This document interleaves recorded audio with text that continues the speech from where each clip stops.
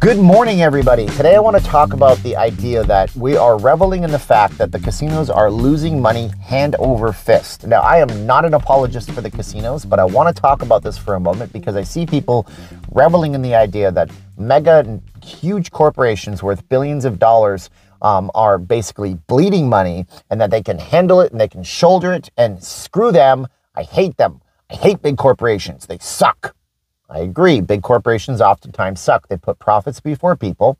And in the case of Caesars taking big, huge pay increases for their board members and their CEO, that's a very good example of profits before people. I talked about that a week or two ago. You might want to check that video out. I was a little bit outraged in that video. But before we go any further, I have to point out the casinos play a particularly unique role when it comes to vacation experiences. So before we vilify the casinos and revel in the fact that they're losing a ton of money, we might want to take a step back and look at what the casinos actually do and why it's a unique position that they have themselves in. And if they created this position for themselves, well, then that's on them. But my name is Steven. I am not leaving Las Vegas. I'm a Vegas blogger. I hope you guys would like, share, subscribe to the videos, hit the bell for the future notifications if you guys want to, and leave me a comment. Are you happy that the casinos are losing money right now? Or are you practical in the sense of that you're going to take a look at it and say, I wonder how long they can operate at this massive loss that they are currently taking? And are they deserving of it? That's the big question. Are they deserving of them taking a massive hit? I hope you guys would like, share, subscribe, hit the bell for notifications.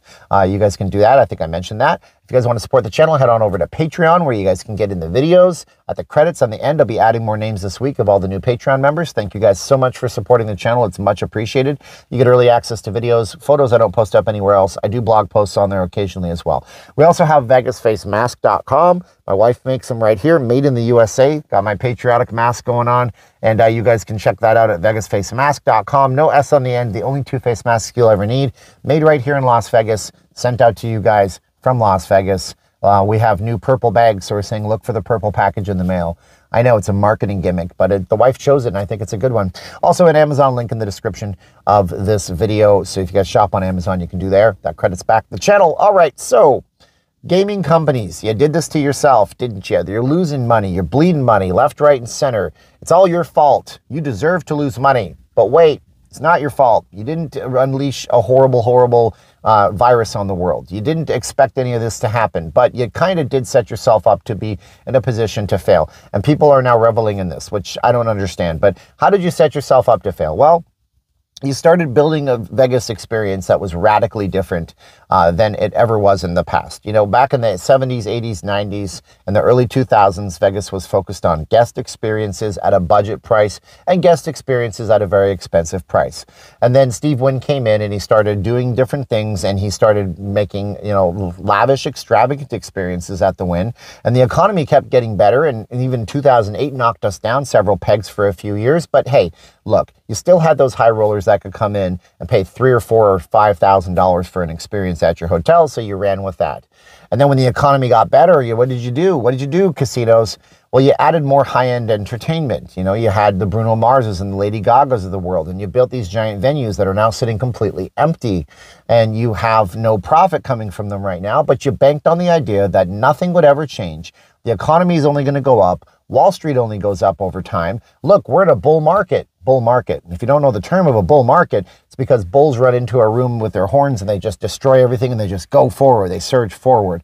That's a bull market. We are in a bull market. Kind of still are. It's kind of weird. I don't understand the stock market myself, but it is what it is. But you never thought that it would come to this. Now, you increased those resort fees, didn't you? You increased them over and over again. Even Tony Rodio, the old CEO of the old Caesars that just became the new Caesars just a few weeks ago, he even said in a profits call with all of his people, he said, hey, those resort fees, we better watch out. Those could bite us in the butt. People are not going to appreciate this forever and ever. They're not going to pay these forever and ever. And then the C-19 virus hit, and you had to close for 78 days, and you had to regroup and try to build a new guest experience for everybody. But it's okay, casino companies, because you guys are chameleons. And I've said this before, you're really good at adapting to the environment around you. Congratulations, you're great. But now you're bleeding money, left, right, and center. You don't know what to do. You opened on July 4th.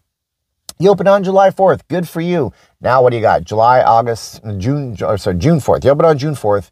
June, July, August, it's been 2 months and you're losing money and everybody's laughing at you. They're laughing at you because you're still charging those outlandish resort fees. Yeah, you got rid of the paid parking at most of your properties, although I think at the Bellagio you still can't park there for free unless you're a guest. Yeah, you know what? You tried to paint a new guest experience for everybody, but the people that they're just not tolerant anymore to your ways of profiteering off of them, they're now running around saying, look at you, you're getting your just desserts. But the question I want to ask you is, are they getting their just desserts? Is this their comeuppance? Your uppance will come. You will get your comeuppance. No, not really. Not really. I mean, look, nobody knew that this was going to happen. The casinos should be adapting right now. They really should be reducing their resort fees, at least having them, making them in half, because you're not getting the same guest experience that you once were. That's a certainty. You don't have the access to the shows. You don't have access to the pool in the same manner, because I've heard when I went to do a room tour at the Caesars Palace, there was a 10-hour wait at the pool. I'm on the 14th floor looking down on this beautiful pool. And my host that had me up there, he's the guy who was the room person, he said, you know, I'm a 7-star member, so I can go to that pool anytime, but there's a 10-hour wait for that pool right now. So how dare you, casinos? And that's why everybody is mad at you right now. Everybody hates the casinos right now. Sahara gets a $100,000 fine from the Gaming Commission Board, and everybody's like, yay, Sahara got a giant fine. But are we right to do that? That's a question I have. Like, yeah, we're mad at the casinos right now.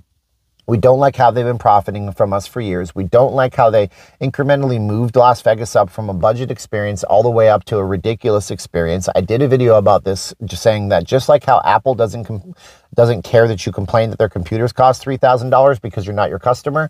This was back in the last year I did this video. I said, just like how Apple doesn't care about you complaining about their $3,000 computer because they're not the customer that they're looking for, Vegas doesn't seem to care about you complaining about their resort fees because you might not be the customer they're looking for. Now they're looking for any customer and they have done nothing, and you guys are mad.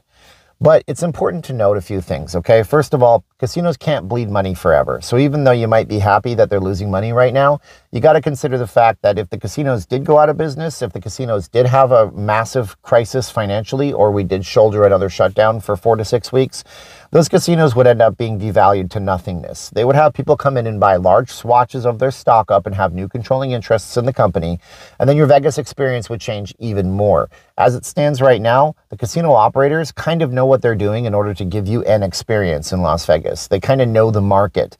But with new people coming in, if these casinos did go belly up and having to buy into the company, they would have different experiences for you that would be even worse for you. You think the resort fees are bad right now? Well, just wait until things get better in the future and they're charging you double the resort fees because that's what they think the market will shoulder. Or they're giving you even a worse time at the bar with even bigger drink prices and bigger drink fees because they got to make their money up. So we have to consider that. We can't have them go out of business. Can't have the resorts go out of business, but we can't have them bleed money forever.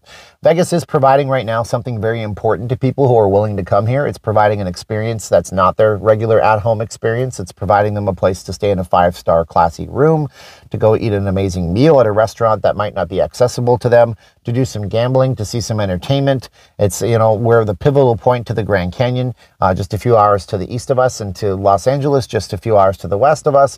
And we do have experiences to offer, but I think the casinos are packaging it up all wrong. So I started this video off saying the casinos are bleeding money. Should we be happy about it?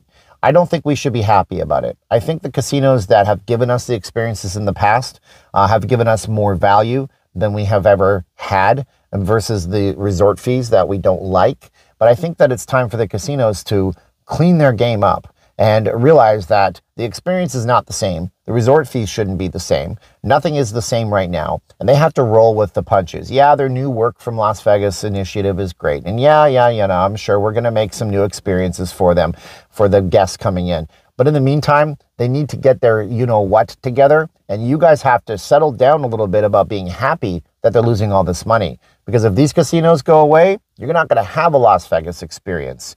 And I don't think it's the same to go to a native gaming casino in Oklahoma or in California as it is to come to Las Vegas. It's never going to be the same experience. So the next time you think about how much you hate the resorts, just know that I agree with you about how they do mistreat customers in a lot of cases. But just also know that if any of the resorts are watching this, I think they are changing a few things to try to get people back to Las Vegas. And I think going forward, I don't think they're going to be the same companies they were. I've heard things about Caesars and MGM. I've heard them trying to improve the guest experience above and beyond. We'll see if those pan out, and we'll talk about those in a future video. So that's my thoughts on that. I would be interested in what you guys know. Are you happy they're losing money? Is something that you pragmatically look at and say, well, this can't happen forever? Leave a comment below if you guys want to support the channel. Make sure you subscribe so you see all my new videos when I do release them, and I release them every single day. Like, share, subscribe. Hit the bell for notifications. That's what that is. And by the way, on a side note, if you made it this far, I did this video after not knowing what I was going to do for a video for the last 18 hours. I sat in my car and I said, this is what I'm doing. It's a one-take video. I hope you guys appreciate the video. And if you guys think I did a good job, just throw me a like. Visit Patreon if you guys want to support the channel. Facemask.com, no S at the end. Now's the time of the video where I get nice and close and I say 3, 2, 1, click. Oh, I got my Spock ears going on because it's nice and tight. 3, 2, 1, and click.